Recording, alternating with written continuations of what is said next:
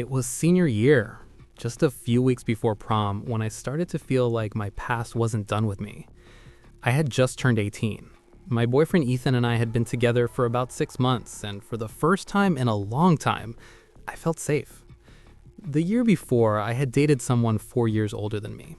His name was Ryan. At first, he was charming and protective, especially when I was going through some family issues. But after we broke up, something in him snapped. He started showing up at my job, then outside my friends' houses. He'd send long emails from random addresses after I blocked him everywhere. My parents ended up changing our phone numbers. We even installed cameras around the house after someone tried our back door at 2 in the morning. I never saw his face on the footage, but I didn't need to. Prom was coming up and I didn't even want to go. Ryan had always talked about taking me. He used to say, "You can't go with anyone else. That's our night." At the time, it sounded romantic. Now it made my stomach twist. Ethan told me we'd be fine. He said he'd stay by my side all night. His older brother was picking us up in a truck, and we were going with a big group. I finally agreed. The night of prom was warm and clear. The venue was this big country club about 20 minutes from town. When we pulled into the parking lot, I felt that old familiar anxiety creeping in. I scanned every car, every shadow. Inside, everything was normal. Music blasting, dresses swaying, laughter. For a while, I forgot about Ryan. I danced with Ethan, we took pictures, I even caught myself having fun. But at one point, I stepped outside to get some air. That's when I noticed a dark sedan parked near the edge of the lot, away from the other cars. The engine was off, the windows were tinted. It could have been anyone. Still, I couldn't shake the feeling. I went back inside and told Ethan. He said there were probably dozens of random cars in the lot. Parents, staff, it didn't mean anything. I tried to believe him. Around midnight, we left for an after-prom bonfire at our friend Caleb's house. His family owned a property that backed up to a stretch of woods. There were about 15 of us there, sitting around the fire pit, music playing softly from someone's speaker. For the first hour, everything was fine.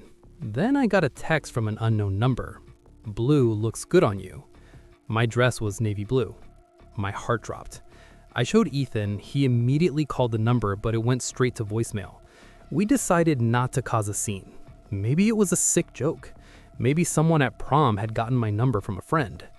Then I got another message. "I liked you better when you were scared." That's when I knew. I stood up and scanned the yard. Beyond the firelight was nothing but darkness and trees. The woods were thick, quiet. Too quiet. Caleb noticed my face and asked what was wrong. Before I could answer, we heard a branch snap from the direction of the trees. Everyone turned at once. At first, I thought I was imagining it. Then I saw movement between the trunks, a figure stepping slowly toward the edge of the yard. He was wearing dark clothes, hoodie up, hands at his sides. Even from that distance, I knew it was Ryan. Ethan stepped in front of me and yelled, "What are you doing here?" Ryan didn't answer. He just kept walking forward until the firelight hit his face. He looked thinner, pale. His eyes were locked on me like no one else was there. "I just wanted to see her big night," he said calmly. "She promised me this." Caleb whispered that he was calling his dad. His dad was inside the house. Ryan took another step forward, and that's when I noticed something in his hand. It wasn't a weapon. It was a small gas can. My stomach turned to ice. "You think you can just replace me?" he said, looking at Ethan. "After everything?" Ethan told him to drop the can. Ryan laughed under his breath. Caleb's dad burst out of the back door holding a shotgun, yelling for him to get off the property. The music had stopped. No one was talking. I could hear my own heartbeat.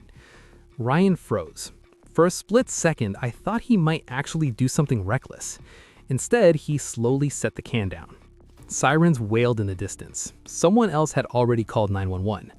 Ryan looked at me one last time. There was something almost empty in his expression. Not anger, not sadness, just obsession. "You'll never feel safe," he said quietly. Then he ran back into the woods. The police found him less than a mile away, hiding near the road. Apparently, he had been parked nearby and followed us from the venue. The dark sedan I saw wasn't my imagination. After that night, a restraining order turned into criminal charges: trespassing, stalking, attempted arson. Prom was supposed to be this magical ending to high school. Instead, it became the night I realized how close things had come to being so much worse. Sometimes I still think about that text. I liked you better when you were scared. For a long time, I was, but not anymore.